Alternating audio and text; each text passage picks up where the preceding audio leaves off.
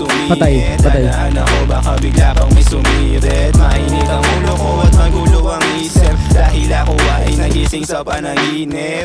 Delikado to kapag hindi tinao, pagka baka manibago ano yung maso. Sabi mo noon na ilang paso, kaso lang nandito na ako, kaya sampalin sa mukha mo. Bakit parang bang ikaw ay naingkanto? Tingnan mo mukha mo, magana bawat kanto. Ang sabi ko sa inyo, ilayo nyo to sa tao, habang pinapalo ko na lang doon yung sako.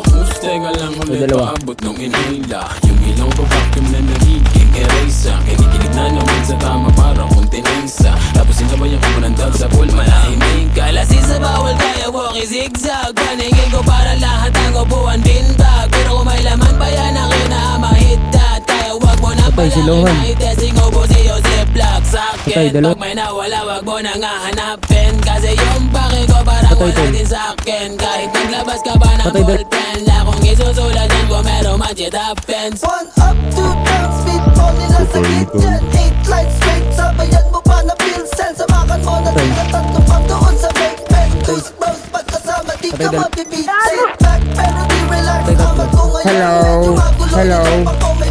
Patay. Patay, dalawa.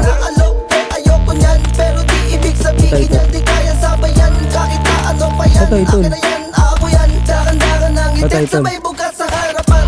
Pupulap doon sa hood mo, lakad Patay. kayo ng sitakuha. Nung pinaulan mo. Patay, pre. Teka lang pare, wag ka muna na sumingit. Dadaan ako baka bigla pang may sumirit. Mainit ang ulo ko at magulo ang isip, dahil Patay ako isa. ay nagising sa panaginip.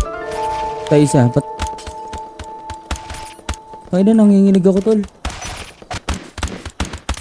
Patay tatlo.